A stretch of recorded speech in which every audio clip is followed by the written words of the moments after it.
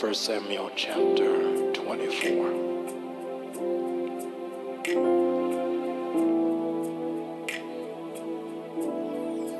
Let's begin at verse number 4, actually.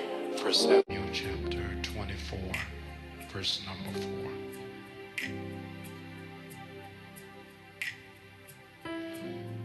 The men said, "This is the day the Lord spoke of, when he said to you, I will give your enemy into your hands for you to deal with as you wish." Then David crept up unnoticed and cut off a corner of Saul's robe. Afterward, David was conscience-stricken for having cut off a corner of his robe. He said to his men, "The Lord forbid that I should do such a thing to my master, the Lord's anointed, or lay my hands on him, for he is the anointed of the Lord." With these words, David sharply rebuked his men, and did not allow them to attack Saul. And Saul left the cave and went his way. You may be seated. All heads are bowed, all eyes are closed. Let the words of my mouth and the meditation of my heart be acceptable in thy sight. O Lord, you are my strength and you are my Redeemer. I want to preach for a little while today using as a subject, I'm loyal to a fault. I am loyal to a fault. Look at the person beside you and tell them, one of my problems is I'm too loyal.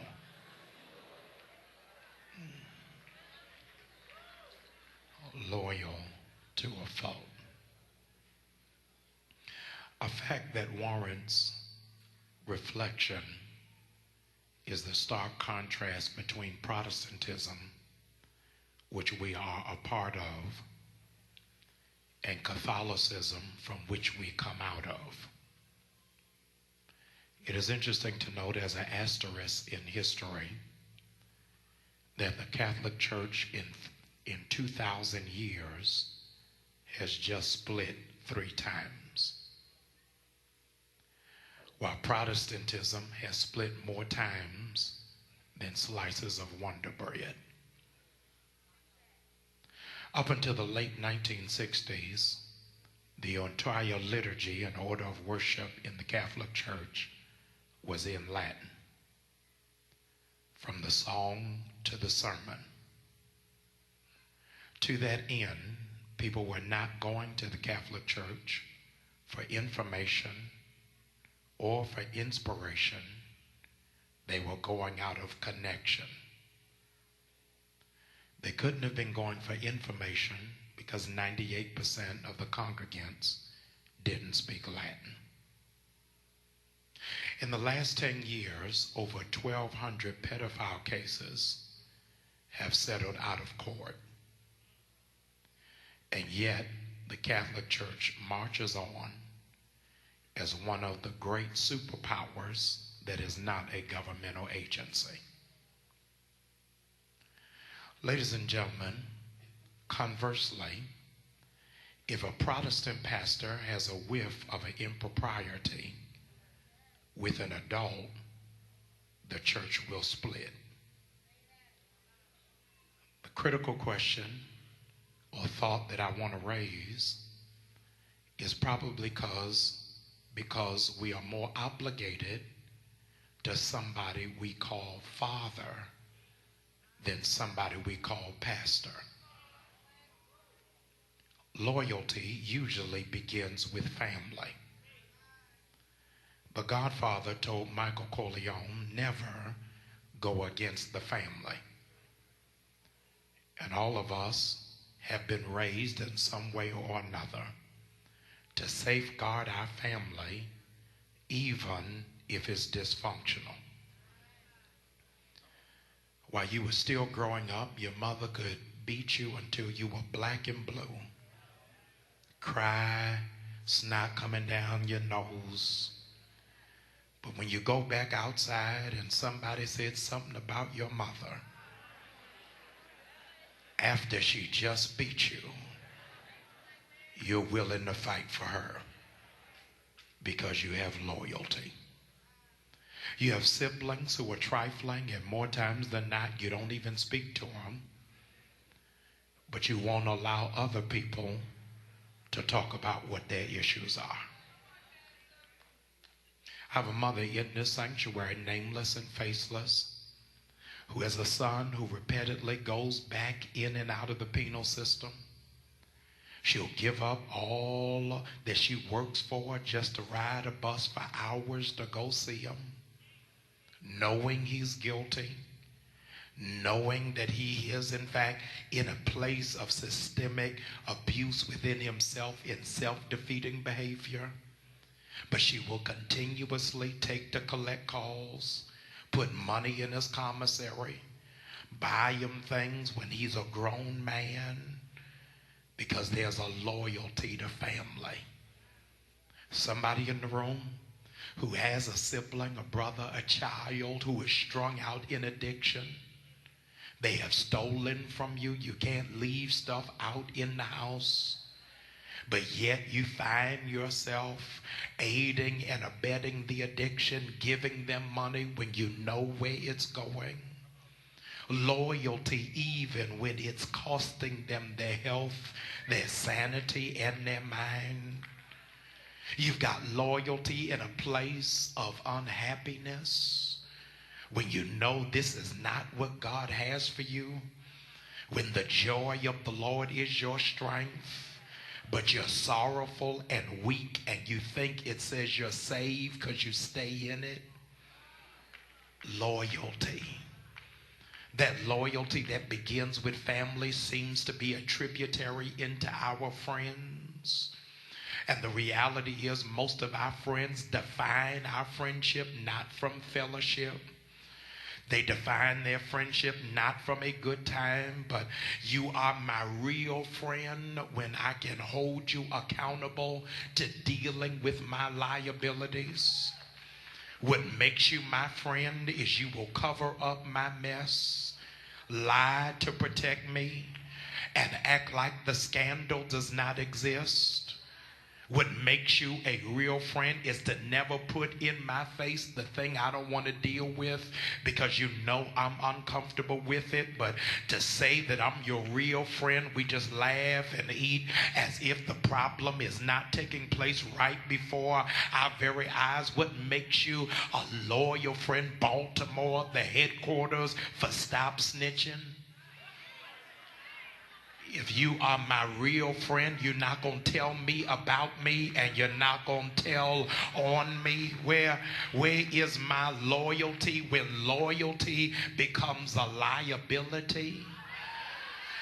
That it becomes stressful just being in relationship with you, that it causes me to reevaluate my ethics, my integrity, my spiritual walk with God just to maintain a relationship with you is a liability for me, that I gotta pray that God will keep covering you.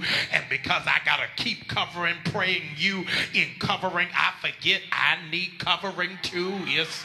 It's too much of a liability for me. I become so loyal that at some point in my mind, I begin to second guess, is it my fault? Did I make this happen? Did I allow it? I wish I would have said something. I'm walking away saying to myself, I should have given some redress to that. How much longer am I going to let this happen? I make a deal in my subconscious. The next time I have an opportunity, I'm going to bring it up. I would correct them, but I don't want them to be mad with me. I'm loyal, and it's costing me my sanity in the process. Some of y'all have never been there. You've never experienced that, but I'm talking to about 500 of you in the room. They're saying, Pastor, that is my problem. That is my predicament. I am loyal to a fault. And the thing that you got to know about those of us who I'm preaching to and this message resonates with in this sanctuary is that loyalty, ladies and gentlemen. Sometimes Benjamin Elijah May says that the road to hell is paved with good intentions. Is that we are in fact helping somebody stay in a stronghold as opposed to helping them get to a place of deliverance. I know you don't want to look to your left or to your right because much of what is handicapping you is the handcuffs of that relationship. Here comes David, who is in fact a young scrawny boy, shepherd boy, who goes out and defeats Goliath, and he gets the attention of Saul. And Saul says, listen, I want you to work into my courtyard and I'm going to make you captain of my military. Here's David with no military experience, scrawny, still coming through adolescence, and Saul gives him a shot and tells him, yes, I'm going to give you reign over my military. And when he becomes successful, the dynamics of the relationship change. Hold up, Saul, I got a problem here. You gave me this chance. You gave me this opportunity. So now that I'm doing well, you have an issue with me. It's almost as if you anticipated my failure. See, some of you, you got to reevaluate who are the people you are in cahoots with. Because if they got a problem with your success, that means they'd be more satisfied with your failure. And if you'd rather me be a failure, you are not my real friend, and I really got to redefine the terms of this friendship. I'm talking to somebody in the room who's at a lonely place because you don't have that many real friends. You just got a lot of super glorified associates and groupies. They really don't like you. They just like what you represent. And the moment that you start losing that, that's when it is that they begin to walk away from you because their intention was never clear. He becomes a success, and the person who he thought was his friend and his mentor, spirit now changes. I'm in 1 Samuel chapter 18, verses 10 and 11, and I hope that this doesn't hurt anybody in the room and it really doesn't provoke somebody into a place of discomfort. All I can do is preach what God has told me, and I got to get this off of me and put it on you. The text says, ladies and gentlemen, that Saul's spirit changes. He's got a javelin in his hand, and this is what I don't want you to miss, is that the javelin is being held, here it is, by the king. And when it is that he waits for the right time, he throws the javelin at David. All right, y'all are losing it. I'm only now talking to anointed people. I'm only talking now to people who you get ready to feel what I'm getting ready to say. I wonder if I'm the only one who's ever lived through a season where you felt like the king was throwing stuff at you. I can't get nobody in here. I'm not talking about folk who I work with. I'm not talking about people in my house. I'm talking about every now and again it feels like God is throwing stuff at me and I'm trying to figure out what did I do to God to make him throw this mess in my life. The problem, ladies and gentlemen, Saul had killed his thousands, but David had killed his tens of thousands. But here it is, David is not the king, Saul is. And what David doesn't realize is that every time he has a victory, the glory should not come to him, but the glory should go back to the king.